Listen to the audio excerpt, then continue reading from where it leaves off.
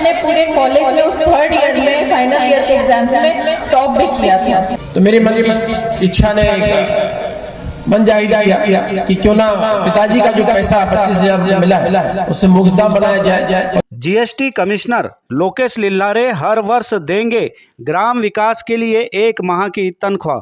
स्वर्गीय गिरधारीलाल लिल्लारे की पुण्यतिथि पर लोकेश लिल्लारे का बड़ा संकल्प, गांव को समर्पित किए अत्याधुनिक शोक सभा शेड।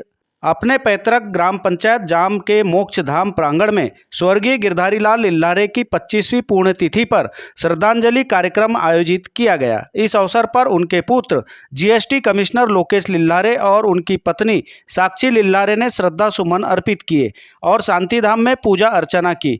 पर्यावरण संरक्षण का संदेश देते हुए इस दौरान बरगद का पौधा भी रोपा गया। इस पुण्यतिथि को विशेष बनाते हुए कमिश्नर लोकेश लिल्लारे ने अपने पिताजी की स्मृति में 1500 स्क्वायर फीट में निर्मित आधुनिक शोक सभा शेड ग्रामवासियों को समर्पित किए। सामाजिक जिम्मेदारी को निभाते हुए उन्होंने हर वर्ष अपनी 1 माह की तनख्वाह 3 लाख रुपए ग्राम विकास के लिए समर्पित करने की घोषणा की। यह राशि स्कूली छात्र छात्राओं की शिक्षा, लाइब्रेरी, जिम, बस स्टैंड और निर्धन ग्रामीणों की सहायता में खर्च की जाएगी। बता दें कि गत वर्ष कमिश्नर लोकेश लिल्लारे के द्वारा स्वर्गीय गिरधारीलाल लिल्लारे की स्मृति में मोक्षधाम में बैठने के लिए चेयर, 100 रखने का फ्रीजर, छात्रों को किताबें, आर्थिक मदद दिए थे। वहीं श्री लिल्लारे ने भविष्य में गांव में एम्बुलेंस देने की इच्छा भी जाहिर की है।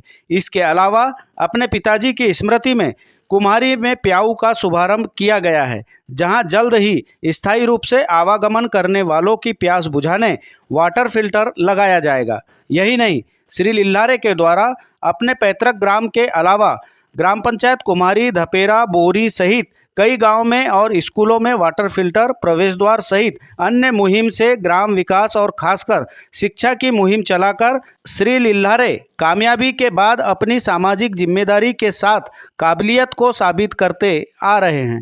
वहीं लोकेश लिल्लारे ने अपने पिता की पूर्ण स्मृति को गांव के उत्थान से जोड़कर एक अनुकरणीय उदाहरण प्रस्तुत किए हैं।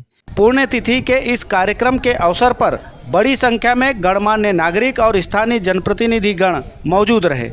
कि लोकेश सर एक व्यक्ति जिसके पिताजी की मृत्यु हुई है, 2 दिन बाद उसका पेपर है, क्या वो उस मनस्थिति में होगा कि उसने पढ़ाई करी होगी, कि तैयारी करी होगी, या किस स्थिति में जाके पेपर लिखा होगा। लेकिन ना सिर्फ पेपर लिखा बल्कि उन्होंने अपने पूरे कॉलेज में उस थर्ड ईयर में फाइनल ईयर के एग्जाम्स में टॉप भी किया था। ये संदर्भ आपको बताने के पीछे यही मेरा कारण है, जैसे हम लोग शिक्षा के लिए हमेशा कार्य करते रहते हैं, कि आप इस बात से प्रेरणा लीजिए कि परिस्थितियां चाहे कैसी भी हो, हम लोग बहुत बहाने बनाते हैं, हम पढ़ नहीं पाए, हमारी तबीयत खराब हो गई थी। शिक्षा एक सतत प्रक्रिया है, ये एक दिन में नहीं होती, एक रात में नहीं होती, यह हर दिन की जाती है। और यही वजह होती है कि अगर आप अंतिम में बीमार भी हो गए, आपके घर में कोई घटना भी घट गई, उसके बावजूद भी आप अपना एग्जाम अच्छे से लिख के आते हो, क्योंकि आपने हर दिन पढ़ाई की होती है। तो आपके सामने एक बहुत अच्छा उदाहरण है, बहुत अच्छी बात है। मुझे भी प्रेरणा मिलती है कि माननीय लोकेश जी अपने ग्राम से इतना जुड़े हुए हैं। जब घर वापस जा सके तो मैंने देखा कि यहाँ कुछ नहीं। गर्मी में ये तो बरसात में क्या होगा, लाश कैसी जलती होगी, चीजें कैसी होती होंगी।